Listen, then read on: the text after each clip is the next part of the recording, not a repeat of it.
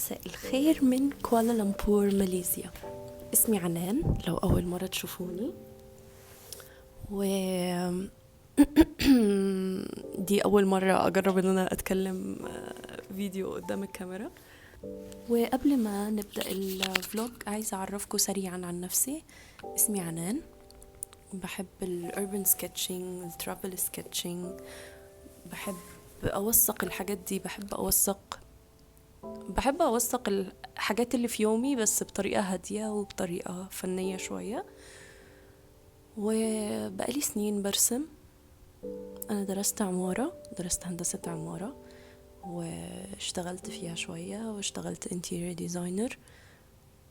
بس شغفي أكتر حاجة بحب، يعني من أكتر الحاجات اللي بحبها، عندي حاجات كتير بحبها بس من أكتر الحاجات اللي بحبها هي الأوربن سكتشنج والترافل سكتشنج. وهي إن أنا لو ما تعرفوش الأوربن سكتشنج أو الترافل سكتشنج، الأوربن سكتشنج إن أنا أكون في مكان وبرسم المكان اللي حواليا، سواء كان مباني، سواء كان أكل، توثيق يعني للحياة بس بالرسم.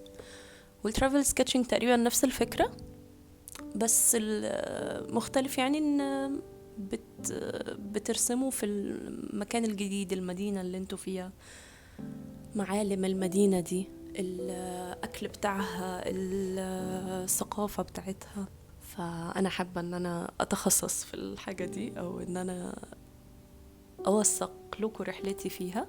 بما أن الفيديو النهاردة هيكون عن رمضان، يعني هو أغلب الأيام، أغلب الفلوج صورته في رمضان في ماليزيا في كوالالمبور. ورمضان هنا، أنا دي مش أول مرة ليا في ماليزيا، أنا مرتبطة أصلا بماليزيا لأن بعرف أتكلم شوية ماليزي، ودي تالت مرة ليا في ماليزيا، جيتها قبل كده وأنا صغيرة، بس دي أول مرة أجرب رمضان بالشكل ده.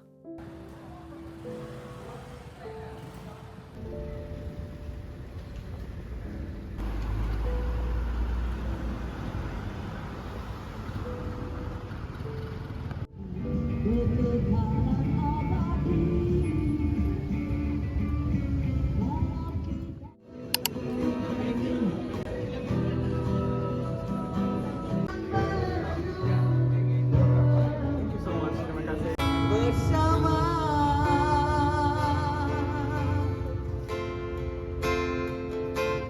hanya ku sampaikan doa dan kiriman tulus ikhlas dari jauh kota.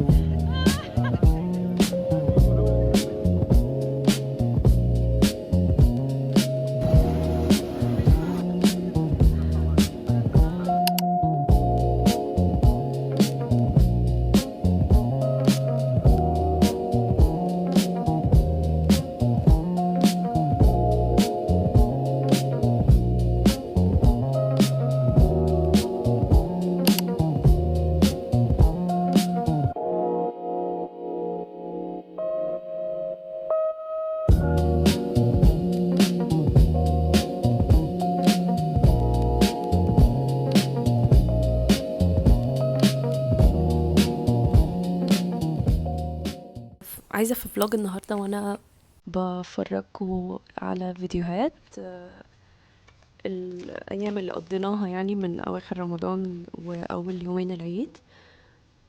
فعايزة أفرجكم على كام سكتش رسمته، وبرضو ابتديت ان انا اعمل جورنالينج، جانك جورنال او الترافل جورنال او ايا كان اسمه. لسه ما عنديش سيستم ثابت، بس عايزة احاول ان انا احافظ على الميموريز من اي مكان بروحه. فاول حاجة عايزة اوريكم البيج دي الاول. ارت جبته من، سوري، ده بوست كارد جبته من تشاينا تاون. عايزة اوريكم شكله حلو قوي قوي قوي. وده اصلا سكتش، يعني ده تقريبا urban sketching، وعاملينه بوست كارد، وكتبت وراه يعني لزقته بس من هنا، وكتبت وراه حاجات. وده السوبر ماركت اللي تحت المكان اللي احنا قاعدين فيه. ودي ستيكرز جبتها من KKV، ودي قصتها من الريسيت بتاع KKV. عايزة اوريكم البوست كاردز التانية اللي جبتها. اوكي، انا وريتكم اول واحدة، وفي واحدة تانية زيها، دي بتاعت مامتي اهي. اوكي، وفي دي برضو تحفة. انا مش عارفة مين الارتست اللي رسم الحاجات دي، بس يعني بجد من احلى السكتشز اللي شفتها. وطبعا بيبقى فيه وراها مكان تكتبوا فيه بوست كارد يعني.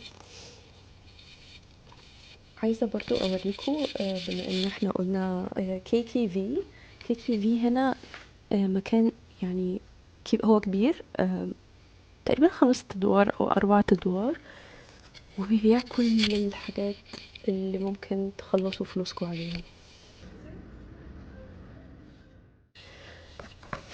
فاشتريت منهم كذا حاجة عايزة افرجكم عليها. بما اني يعني دلوقتي حابة قوي الجورنالينج بجانب الاربن سكتشنج والترافل سكتشنج، فجبت النوت بوكس دي.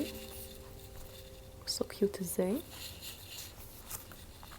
اول واحدة دي قلت اكتب فيها التو دو ليست لوحدهم، بس يعني هي بتبقى كده، الورق بتاعها لونه حلو، يعني السطور فيها حلوة.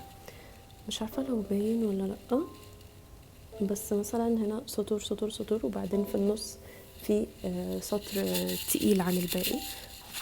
التانية الكبيرة لسه مش عارفة هل أعمل فيها نفس الحاجة ولا أكتب فيها حاجة تانية، بس يعني ما قدرتش الصراحة ما أجيبهاش. بصوا شكلها ازاي، فظيعة. اوكي، وجبت كمان جبت كمان البخاخة دي. هقول لكم ليه. مش عايزة استخدمها في يعني عايزة استخدمها للسكتشنج.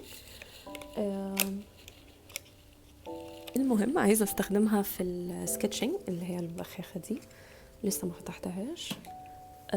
لما ابقى برا وانا برسم برا، دي الباليت بتاعتي بتاعت الرسم، سوري على المنظر. دي الباليت بتاعتي بتاعت الرسم، فهي بتبقى محتاجة في الاول رشة، بتبقى ناشفة فمحتاجة رشة مية، فجبت البخاخة دي.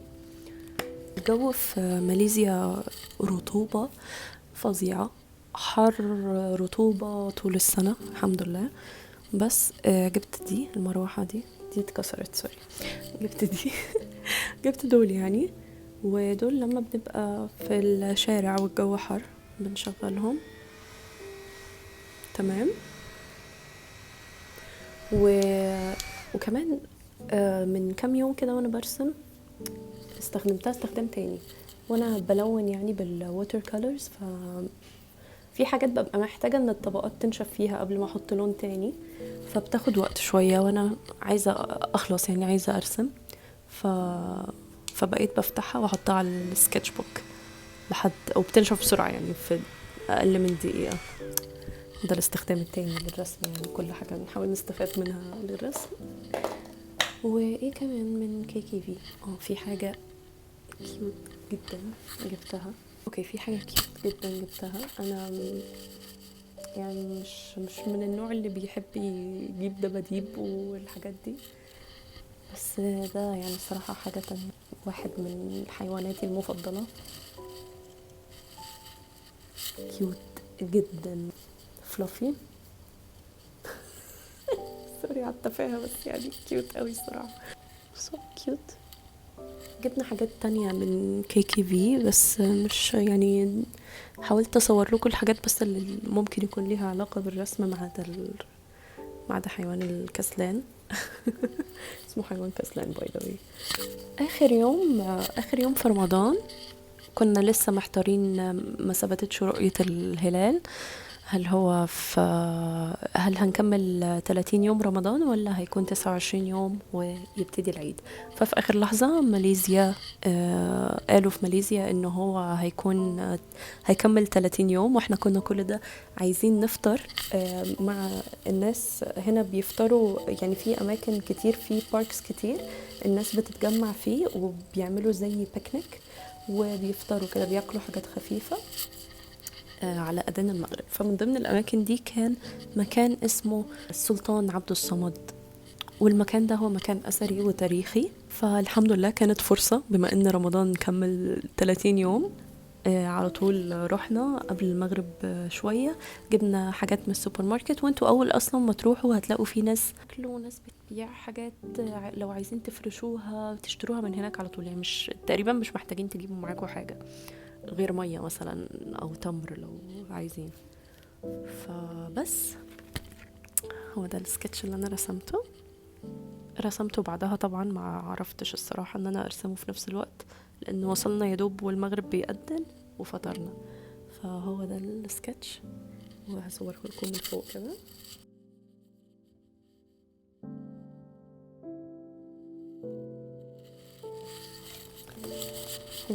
ده تقريبا كان اول سكتش رسمته في كوالالمبور.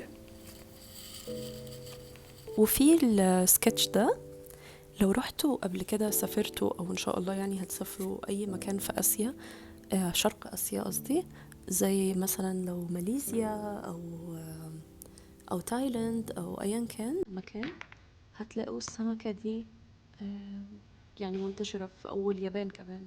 السمكة دي يعني منتشرة بشكل جميل.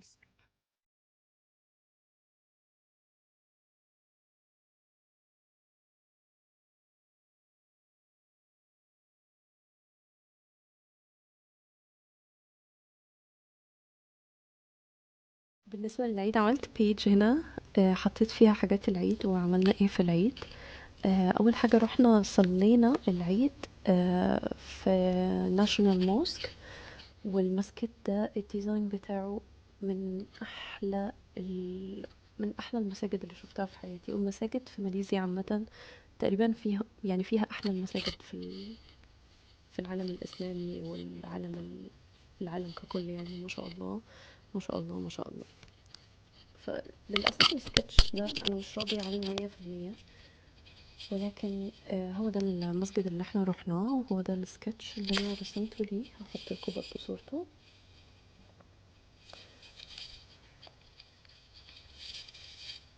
العيد بقى في ماليزيا، نرجع للجورنال بتاعي. العيد بقى جمعت العيد في ماليزيا من أكتر الحاجات اللطيفة والجميلة. أول ما يبقى 15 رمضان 20 رمضان كده، هتبتدوا تسمعوا في كل حتة أغاني العيد. سلامة هاري راي، اوكي. فبتسمعوا في كل حتة سلامة هاري راي. ودي البيج بتاعتي اللي أنا عملتها في الجورنال للعيد. اوكي. ده أول واحد. هحطلكوا صورته. ده كنا جايبين اللي هو الإكتارت، فالعلبة بتاعته كانت تحفة لدرجة ان انا قعدت اقص منها. ثواني انا حاطة هنا حاجة برضه. في الاتنين دول بيحتفلوا بالعيد. وفي الاتنين دول اصلا بس معرفتش احطهم فين في الجورنال، فحطيتهم في الظرف ده. الظرف ده ايه بقى؟ دي ظروف بتتوزع للعيديات، او انتوا تشتروها من اي حد يعني او اي مكان. بتبقى ظروف يتحط فيها العيدية للاطفال في اول يوم عيد. فالظرف ده احنا اخدناه من سوبر ماركت تحت المكان اللي احنا موجودين فيه. وده لبس ماليزي اشتريته للعيد، هوريه لكم برضو. ودي تذكرة سينما.